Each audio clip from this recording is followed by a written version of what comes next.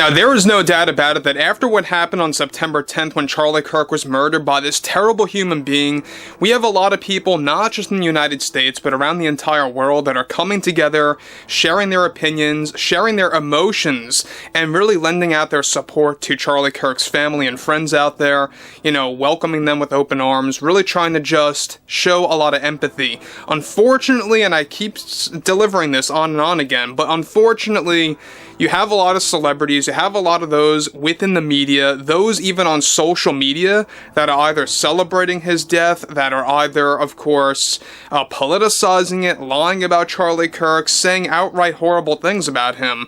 And we've seen this happen with a lot of actors out there, a lot of celebrities, and it's really just getting out of hand. This is Mike Zero. Subscribe if you're new and like this video to see future updates. You can also follow me at Mike01. I thank you also very much for the great and kind support.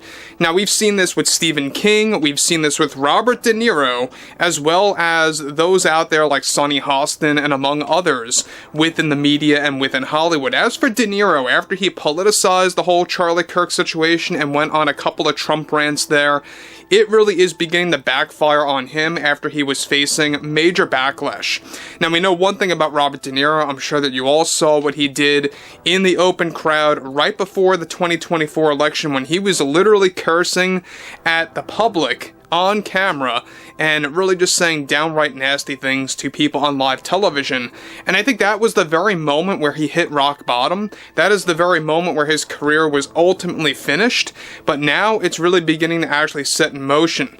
Now, we know one thing about Robert De Niro is that he is desperately trying to actually get any kind of role out there possible, whether it's a mob boss film or anything to do with a comedic movie. What's interesting here, though, is that with the assassination of Charlie Kirk causing many of those around the country to share their emotions and to support Kirk's family and friends, unfortunately many celebrities and those in the media have either mocked Charlie, politicized the situation, or lied about him in various ways. One of which included Robert De Niro turning the Charlie situation into a full-fledged Trump rant just a couple of days ago and blaming Trump's policies on the situation.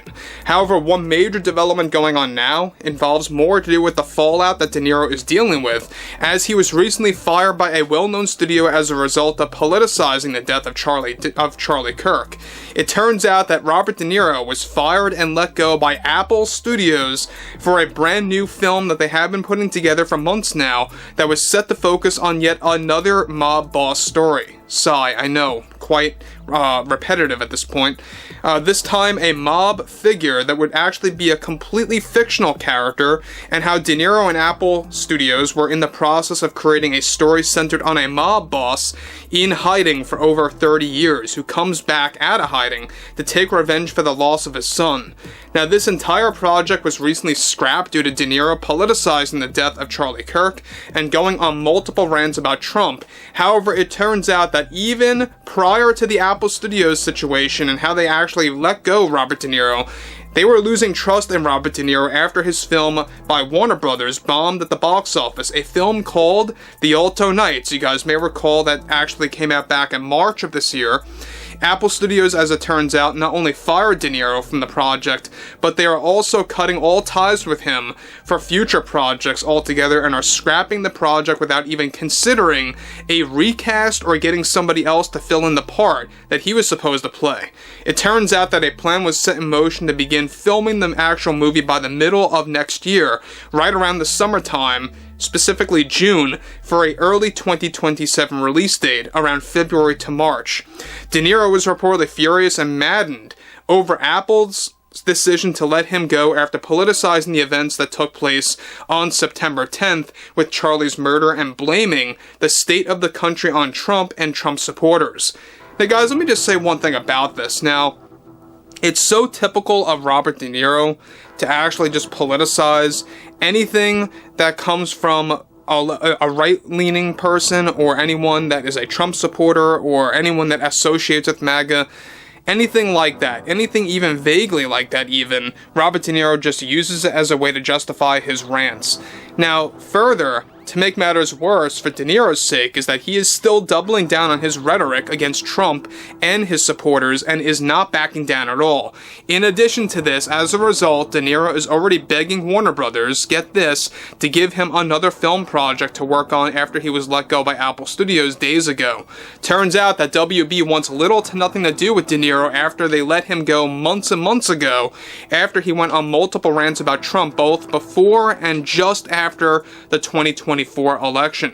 This entire shift already caused over 5 of Robert De Niro's projects to fall into limbo from different studios, with the Apple Studios project, however, in isolation, flat out fired from and cancelled because of his rhetoric.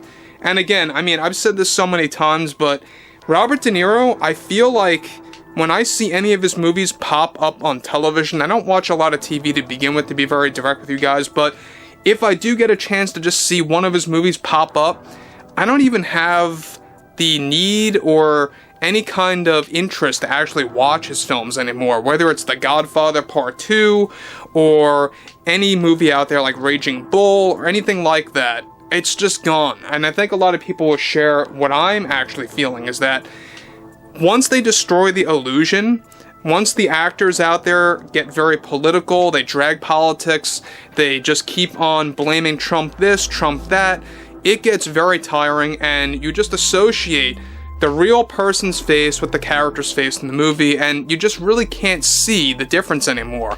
So De Niro is also already planning to snap back at Trump supporters again in upcoming events.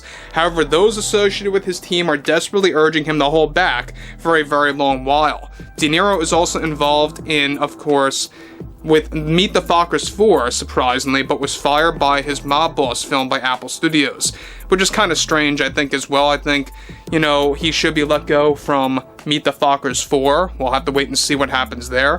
But again, I mean, ultimately, when you're looking at what happened with Stephen King, that was another Robert De Niro moment, I feel, because now you look at this movie, The Long Walk by Lionsgate, it is bombing at the box office. And look, this is a movie that stars Mark Hamill, another lunatic, mind you, that said some of the craziest things on X/Twitter for multiple years about Trump and could not let go of anything to do with Trump. That's all he did on social media was make all these Trump rants, Trump this, Trump that. Very similar to Robert De Niro, though he wasn't as present on social media as he was. We know one thing about all of this. In light of all of this, between Stephen King, Robert De Niro, and many others out there, like those associated with The View over the years, like Whoopi Goldberg and Sonny Hostin, they are all a part of the toxic rhetoric that has, honestly created such an overall division in the country. I think it's them to blame, to be quite honest at this point. They want to blame, and point the finger at those on the right who have been, trying to really act very civil. But you also have those on the left who are also trying to act very civil.